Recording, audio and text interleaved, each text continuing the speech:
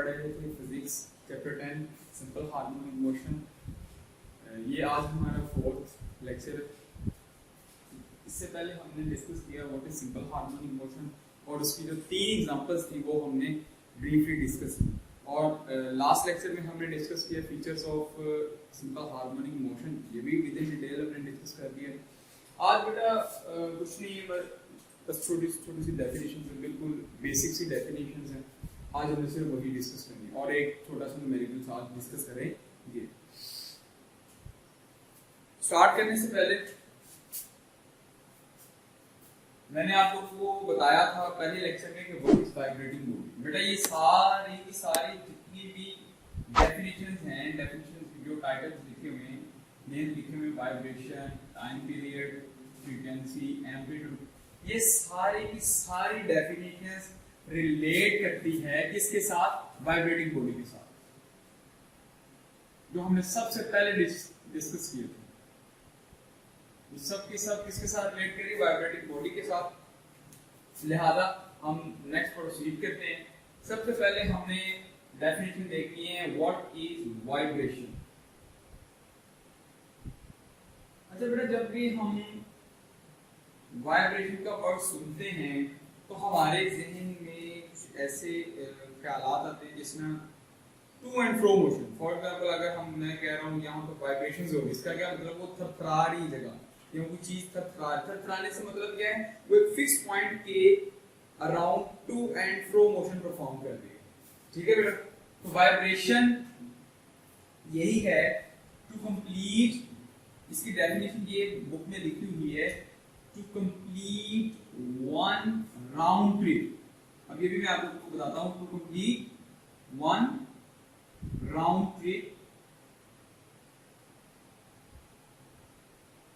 of vibrating body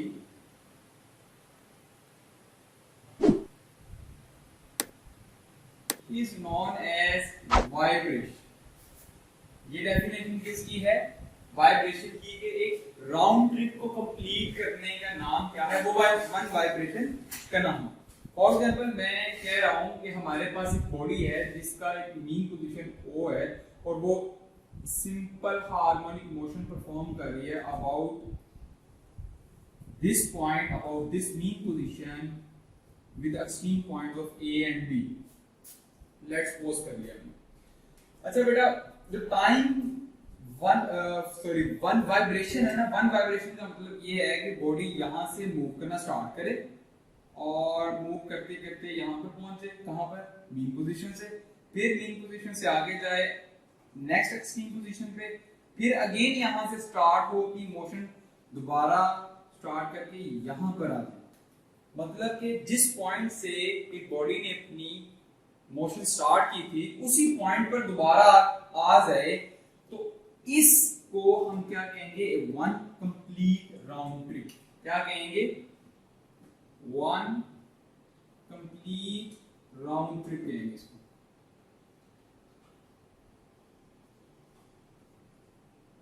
ठीक है बेटा, वन कंप्लीट राउंड ट्रिप जो है उसको हम नाम क्या दे रहे हैं? वन वाइब्रेशन का।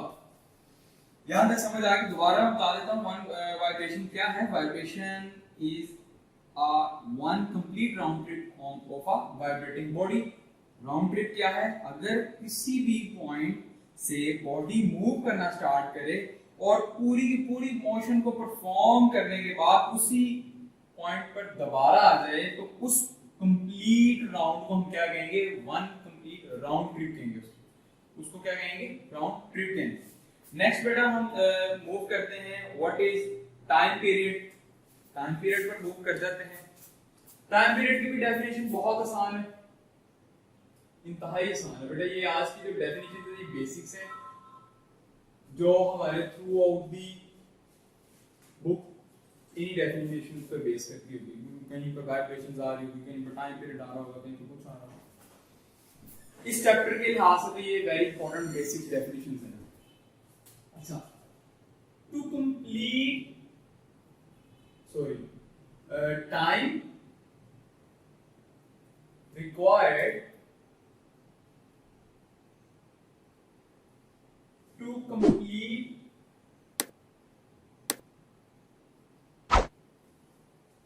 One vibration. हमने वाइब्रेशन को स्टडी कर लिया। वन वाइब्रेशन को कंप्लीट करने के लिए उस बॉडी को कितना टाइम चाहिए, उसको हम क्या कह देंगे, टाइम पीरियड। और इसको बेटा टी से डिनोट करते हैं हम, कैपिटल टी से। इसको हम टाइम पीरियड कह देते हैं। दोबारा एक दफा दोबारा डिस्कस कर लें। टाइम पीरियड क्या है? Time required to complete the one vibration. जिसका आप लोगों ने देखा था, हमने टाइम पीरियड का फॉर्मूला पढ़ा था फर्स्ट एग्जांपल में, मैथ्स टेस्ट टू स्प्रिंग वाले में। वहां पर टाइम पीरियड का क्या फॉर्मूला था? T is equal to 2 pi K over M। ठीक है बेटा। और हमने दूसरी पेंडुलम के केस में पढ़ा था, जो टाइम पीरियड होता है वो होता है 2 pi under root L over G। G is the gravitational acceleration, L is the length of the pendulum.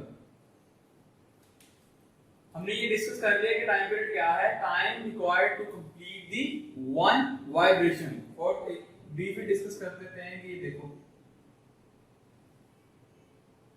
वही मैं एक एग्जांपल ले रहा हूं। ए बी इसकी पोजीशन है, O is the mean position. अब यहां से बॉडी मोशन स्टार्ट करे, यहां पर पहुंचे, और अगेन यहां से मोशन स्टार्ट करके यहां पर पहुंचे। उसने एक कंप्लीट राउंड ट्रिप कंप्लीट कर ली।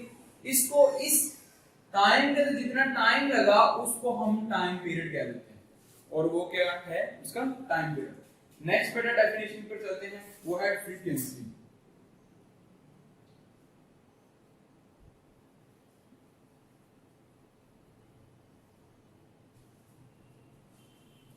फ्रीक्वेंसी क्या होती है? फ्रीक्वेंसी होती है number of vibrations, number of vibrations in 1 second, in 1 second of vibrating body। मैंने पहले डिस्कस कर लिया, सब की सब जो डेफिनेशंस है रिलेटेड किसके साथ है? वाइब्रेटिंग बॉडी के साथ। तो आपने ये भूलना नहीं, किसी भी नॉन वाइब्रेटिंग बॉडी की फ्रीक्वेंसी नहीं होती, किसी भी नॉन वाइब्रेटिंग बॉडी की वाइब्रेशंस नहीं होती, उसका कोई टाइम पीरियड नहीं होता। टाइम पीरियड, फ्रीक्वेंसी, एम्पलीट्यूड और वाइब्रेशन सिर्फ और सिर्फ वाइब्रेटिंग बॉडी की होती है। अच्छा बेटा, फ्रीक्वेंसी क्या होगी? नंबर ऑफ वाइब्रेशंस के एक सेकंड के अंदर वो कितनी दफा वाइब्रेट करता है अबाउट अ फिक्स पॉइंट। उसको हम क्या कह देंगे कि वो फ्रीक्वेंसी है, वो उसकी फ्रीक्वेंसी होगी। अब फ्रीक्वेंसी का जो फॉर्मूला है, फ्रीक्वेंसी का फॉर्मूला है F से, हम इसको स्मॉल f से डिनोट करते हैं, और इसका जो फॉर्मूला है वो है F is equal to time period का इनवर्स। क्या है? टाइम पीरियड का इनवर्स। और बेटा अगर देखा जाए number of vibrations in 1 second, इस डेफिनेशन से भी एक और फॉर्मूला निकाल सकते हैं। अगर मैं नंबर ऑफ वाइब्रेशंस को n कह दूं, लेट्स सपोज इसको n कह दूं, और इन सेकंड टाइम है तो टाइम को मैं t कह दूं, तो यहां से मुझे एक और फॉर्मूला पता चलेगा। वो क्या है? वो है n over t, number of vibrations in second, in 1 second. यहां पर अगर हम 1 पुट कर देंगे तो हमारे पास 1 सेकंड में आ जाएगा आंसर। और इसके जो फ्रीक्वेंसी यूनिट्स होते हैं, वो यूनिट्स कौन से होते हैं? वो होते हैं हर्ट्ज। क्या होते हैं? हर्ट्ज, HERTZ, और इसको HZ में डिनोट करते हैं। यहां तक बेटा समझ आ गई आप लोगों को? अभी हमने क्या डिस्कस किया है? फ्रीक्वेंसी। फ्रीक्वेंसी किसकी होगी? Vibrating body. और वाइब्रेटिंग बॉडी क्या करती है हमसे कि जो नंबर ऑफ वाइब्रेशंस है in 1 second of vibrating body is known as frequency. Last बेटा, लास्ट थिंग इज दैट के एम्पलीट्यूड क्या होगा? बेटा वो भी बहुत ज्यादा आसान है। अब एम्पलीट्यूड को यहां पर डिस्कस कर लेते हैं। What is amplitude?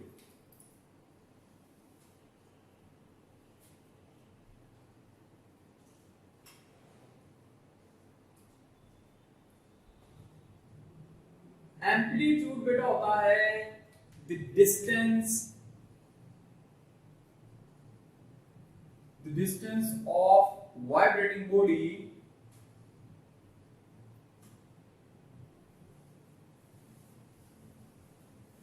Vibrating body का डिस्टेंस होगा कहां से, from mean position, from mean position to extreme position.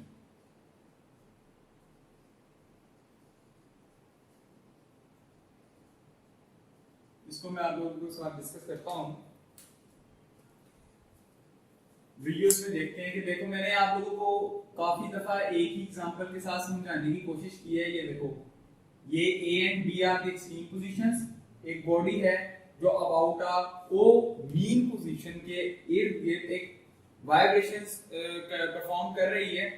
मैंने बताया डेफिनेशन के मुताबिक distance from where, from mean position, तो ये मीन पोजीशन आ गया, टू एक्सट्रीम पोजीशन, तो ये एक्सट्रीम पोजीशन आ गया। तो बेटा जो ये वाला डिस्टेंस है, कौन सा वाला, ये वाला जो डिस्टेंस है, इसको हम एम्पलीट्यूड कहते हैं और इसको हमने लेट्स सपोज अभी के लिए ए से डिनोट कर दिया है। The distance from mean position to extreme position, this is known as amplitude। ये from O to B भी हो सकता है, O to A भी हो सकता है। ये वाला A तो पॉइंट का नेम है, लेकिन ये वाला A बेटा हमारे पास एम्पलीट्यूड है, ये वाला A, ये दोनों एम्पलीट्यूड।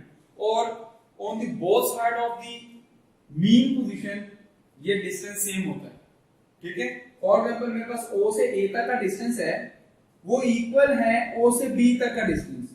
मतलब ये हुआ कि हमारे पास जो एम्पलीट्यूड है वो बोथ साइड पर, मीन पोजीशन की बोथ साइड पर इक्वल होता है।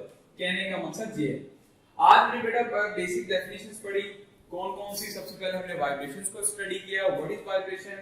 वाइब्रेशन हमें पता चला कि जो एक complete round trip of a vibrating body होती है वो हमारे पास क्या होती है, वाइब्रेशन। उसके बाद हमें पता चला कि टाइम पीरियड क्या होता है, टाइम पीरियड होता है भाई time required to complete the one vibration, उसको क्या कह देंगे कि वो उसका टाइम पीरियड है। उसके बाद हमें पता चला कि फ्रीक्वेंसी क्या होती है, फ्रीक्वेंसी होती है बेटा number of vibrations in 1 second of a vibrating body, कि 1 सेकंड के अंदर जो बॉडी है, वाइब्रेटिंग बॉडी को कितनी दफा वाइब्रेशंस को कंप्लीट कर रही है, ठीक है बेटा। और इसके जो फॉर्मूलाज हैं ये दो बेटा, ये वाला बुक में नहीं लिखा होगा, आप लोगों ने लाजमी लिखना है, इसको हम इस्तेमाल करेंगे किसमें, न्यूमेरिकल्स में। उसके बाद हमें इसकी यूनिट्स का पता चला, इसके यूनिट्स होते हैं हर्ट्ज। उसके बाद हमें पता चला भी व्हाट इज एम्पलीट्यूड, एम्पलीट्यूड क्या होता है, distance of a vibrating body from mean position to extreme positions. और ये मीन पोजीशन से दोनों जानब डिस्टेंस सेम होता है।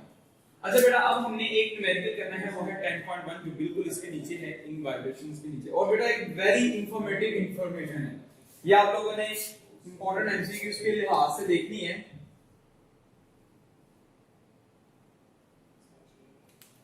Important for MCQs.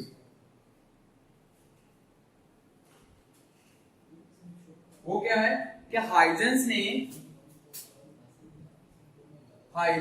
एक साइंटिस्ट था जिसने पेंडुलम को क्या किया, इन्वेंट किया। और यही एक पहला शख्स था जिसने पेंडुलम को बनाया जो कि टाइम को मेजर कर सकते थे। ये ऐसी हमारे पास क्या थी, एक ऐसी इंस्ट्रूमेंट बना दिया जो टाइम मेजर करती थी, ठीक है बेटा। हाइजेंस एक ऐसा साइंटिस्ट था जिसने पेंडुलम को इन्वेंट किया था और ये पहला पेंडुलम था जो टाइम को मेजर कर सकता था। अच्छा बेटा अब हम चलते हैं अपने न्यूमेरिकल्स की तरफ। एक न्यूमेरिकल है, बहुत आसान है बेटा। उस 10.1 के अंदर क्या हमें गिवन है, हमें वो पता होना चाहिए। उसकी स्टेटमेंट पढ़ोगे तो आप लोगों को पता चल जाएगा। वो बताएगा कि जो पेंडुलम हम यूज कर रहे हैं उसकी लेंथ जो है वो L है 1 मीटर, और हमने फाइंड क्या करना है, उसने G की वैल्यू भी बता दी होगी 10 मीटर पर सेकंड स्क्वायर। और गिवन के बाद जो हमने टू फाइंड करना है वो हमने दो चीजें फाइंड करनी है। फर्स्ट ऑफ ऑल हमने फाइंड करना है, हमारे पास फ्रीक्वेंसी है, फ्रीक्वेंसी को F से डिनोट करते हैं। और दूसरे नंबर पर हमने क्या फाइंड करना है, उसका पीरियड, टाइम पीरियड फाइंड करना है। बेटा ये तो बहुत ज्यादा आसान हो गया हमारे लिए। सॉल्यूशन लिखेंगे, हमें पता है जी time period of the pendulum, अभी अभी हमने डिस्कस किया जो time period of the pendulum होता है उसका फॉर्मूला क्या होता है, t is equal to 2 pi under root L over G। तो हम इसके अंदर आंसर्स को पुट करेंगे 1 over G is equal to 10, ठीक है। यहाँ पर जो भी आंसर आएगा आप लोगों ने इसे राइट करो, राइट कर लीजिएगा। जो भी यहाँ पर आंसर आएगा, फ्रीक्वेंसी का आंसर क्या आएगा 1 over t। हमने फ्रीक्वेंसी का आंसर, फ्रीक्वेंसी का फॉर्मूला पढ़ा हुआ होता है 1 over t। तो यहाँ पर t की वैल्यू पुट करोगे हमारे पास फ्रीक्वेंसी का आंसर आ जाएगा, ठीक है बेटा। ये बहुत सिंपल सा न्यूमेरिकल था, कैलकुलेशन आप लोगों ने खुद करनी है, वैल्यूज आप लोगों ने खुद पुट करनी है। ये फॉर्मूला था। उसके बाद हमारे पास ये टाइम पीरियड का फॉर्मूला था, इसमें हमने जो गिवन वैल्यूज हैं उनको पुट कर लेंगे, हमारे पास टाइम पीरियड का आंसर आ जाएगा। उसके बाद वहां से हमने फ्रीक्वेंसी का आंसर निकाल लेना है। क्यों? फ्रीक्वेंसी हमें पता होता है, वो पता है, अभी भी हमने डिस्कस किया कि वो 1 over t होती है। आज का लेक्चर यहां तक ही था। अगर आपको कोई क्वेरी हो या कोई क्वेश्चन हो तो आप मुझे कमेंट बॉक्स में कमेंट कर सकते हैं। Thanks for watching. अल्लाह हाफिज। अस्सलाम वालेकुम।